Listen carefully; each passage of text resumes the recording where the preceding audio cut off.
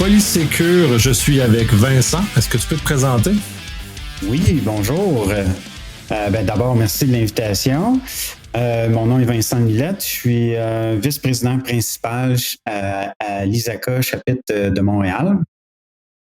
Et ça fait, mon Dieu, plus d'une dizaine d'années là, que je suis impliqué dans ISACA. Très intéressant. Et d'ailleurs, c'est dans un contexte, dans ton rôle de ISACA, dans lequel on va se parler aujourd'hui. On va se parler de la formation, certification CSX, qui est un corpus de connaissances que ISACA a mis de l'avant il y a quelques années, en complément à ces formations, ces certifications un peu plus administratives, on dirait, là, sont basculées vers un contexte beaucoup plus technique et qui est très intéressant et d'ailleurs qui vaut la peine d'être connu. Effectivement, il y a eu un grand virage dans les dernières années au sein d'ISACA. Il y a beaucoup plus de certifications qui sont offertes là, depuis quelques années. Il y en a encore des nouvelles qui se rajoutent. Oui, dont celle du CSX et qui est justement beaucoup plus technique. Fait qu'est-ce que tu peux me parler un peu de qu'est-ce que le CSX est et qu'est-ce que ça représente comme contenu, comme approche et en quoi, d'ailleurs, ça diffère des certifications comme celle qui est connue comme le CISA, par exemple, ou le CISEM sont plus connus. Il y a une énorme différence entre ces deux univers-là. Absolument. Donc, il y a déjà quelques années, l'ISACA voyait la pénurie de main-d'œuvre en cybersécurité qui se déclarait. Donc, contrairement aux certifications CISA, CISEM et autres, l'évaluation ou la certification CSX est basée sur la connaissance technique. Donc, ce n'est pas un examen à choix multiples qui est effectué. C'est vraiment un examen dans un environnement virtuel dans lequel l'utilisateur est amené à résoudre des problématiques et à répondre à des simulations. Donc, c'est un environnement avec un terminal, avec des lignes de commande, etc. Donc, très, très différent là, des autres cursus de l'ISACA. Donc, c'est une approche beaucoup. Est-ce qu'il y a une formation qui est tout ou c'est juste vraiment la certification qui est offerte par ISACA? Évidemment, ISACA offre de la formation en préparation à la certification.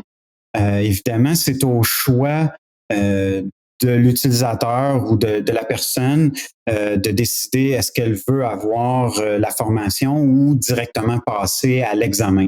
Donc, tout peut être acquis de façon modulaire en préparation à la certification pour le CSX. Est-ce que tu peux donner des exemples de ces modules-là, de ces distinctions-là dans les passations des examens qui mènent vers le CSX? Oui, absolument. Donc, l'examen lui-même dure 4 heures et demande, comme je disais tantôt, là, à compléter des tâches avec un minimum d'instructions là, dans des environnements virtuels. Et dans le fond, les modèles et la formation elle-même va donner accès à des environnements virtuels basés, entre autres, sur la distribution Linux Kali, va donner accès à des environnements Ubuntu, Microsoft Windows, mais reste je dirais, très neutre en termes de vendeurs sur le marché pour que le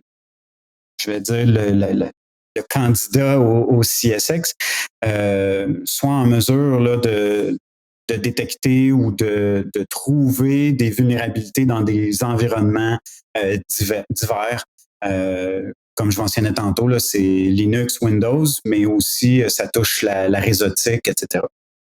Très intéressant. Le Canva au total, au global, est basé sur le NIST CSX, le Cyber Security Framework, qui est quand même, en tout cas, moi, personnellement, est un outil que j'aime beaucoup utiliser et qui est très structurant dans nos efforts de sécurité. Donc, ça a un avantage de cette nature-là de s'appuyer sur quelque chose. Donc, les modules doivent se répercuter sur ce framework-là. Exactement. Donc, depuis plusieurs années, ISACA et le NIST ont travailler de concert sur plusieurs frameworks, plusieurs standards, dont le NIST Cybersecurity Framework, qui ont été développés en partenariat. Et le CSX se base sur les 5 grandes catégories du Cybersecurity Framework, donc identifier, protéger, détecter, etc. Très intéressant. D'ailleurs, ça permet de faire un lien entre l'apprentissage et l'application à l'intérieur d'un framework et des éléments comme ça. Et l'autre pendant au CSX, c'est le Nexus, qui est la plateforme de gestion de connaissances au niveau des éléments plus techniques, qui permet aux personnes de continuer à progresser et de s'évaluer par rapport justement au framework, et également aux employeurs d'avoir une vue sur les compétences et d'aider ses employés à avancer. Exactement. Donc, c'est un des points les moins connus de la certification. C'est-à-dire, bon, comme on le sait, il y a plusieurs domaines d'expertise en cybersécurité et le CSX permet de, en quelque sorte, se spécialiser dans les différents domaines que je nommais tantôt, identifier, détecter, recover, etc. Et donc, un individu qui ferait, par exemple, de la réponse aux incidents de cybersécurité, pourrait focusser son attention sur des modules seulement dans cette catégorie-là, et à travers le Nexus, démontrer à son employeur qu'il a les compétences, qu'il a acquis l'expertise, les connaissances à travers les différents modules qu'il a complétés. De l'autre côté, l'employeur pourrait dire à son employé, je désire que tu développes des compétences dans un autre domaine, et de diriger son employé vers des formations ou des modules qui sont plus adaptés pour ces nouvelles connaissances-là. Donc, c'est en plus de la certification qui est un élément plus fixe dans le temps, la plateforme elle-même est une plateforme dynamique qui avance avec l'état de l'art aussi et l'état des vulnérabilités de ce qui se passe. Absolument. Donc, comme on le sait, les vulnérabilités, les hacks qui sortent, les breaches qui ont lieu, il y a des nouveautés à travers chacune d'entre elles et l'ISACA développe par conséquent des modules qui sont adaptés spécifiquement pour identifier, protéger, détecter ces nouvelles vulnérabilités-là au fur et à mesure qu'elles sortent. Donc, à tous les mois, il y a des nouveaux modules qui sont développés et qui peuvent être suivis par les membres certifiés ou les membres du programme Nexus. Est-ce que tu peux me donner l'exemple de qu'est-ce que ça ressemble un module? Disons, tu parlais de SolarWinds. Comment un module SolarWinds va ressembler ou en quoi ce module-là va justement aider les gens à acquérir la compétence et de continuer à se maintenir à jour aussi? Écoute, particulièrement pour SolarWinds, je serais pas capable de te répondre, mais en général, je te dirais, par exemple, c'est comme une signature d'un virus, par exemple. Si tu veux être en mesure de détecter une vulnérabilité, souvent, les experts vont dire, regardez pour tel type de signature dans votre réseau pour savoir si vous avez été si premièrement vous avez cette vulnérabilité-là ou si vous avez été victime de ce hack-là en particulier. Donc, le module permettrait de développer à travers des outils, par exemple comme Nmap ou d'autres, je vais dire, scanner son réseau pour ces signatures-là et les détecter. Et sur quelle plateforme, etc., etc. Donc, c'est ça, ça l'aide vraiment les gens de terrain. Là. On ne parle pas d'auditeurs ou de gestionnaires. Là. On est vraiment comment faire pour détecter les éléments. Et ça, donc, c'est de façon conçue. Donc, un avantage réel, c'est parce que je pense que c'est un abonnement que l'entreprise doit prendre ou le professionnel pour pouvoir maintenir son accès à cette plateforme-là. Exactement. Donc, il y a la certification qui en elle-même est à part, mais la plateforme Nexus, là, c'est un bout additionnel qui peut être acquis soit par le membre ou par un employeur, effectivement. Est-ce que tu peux me donner un peu l'idée des prix qui sont associés à ce genre de choses-là, justement, pour qu'on puisse faire une tête, voir, parce que c'est quand même très intéressant comme contenu. Il y a un avantage certain à ce qu'on adhère à ce genre de choses pour aider les équipes d'opération à être toujours à la fine pointe? Écoute, les prix sont disponibles sur le site web d'ISACA.org. Les certifications de l'ISACA, écoute, il y a des barèmes de prix, comme je disais tantôt.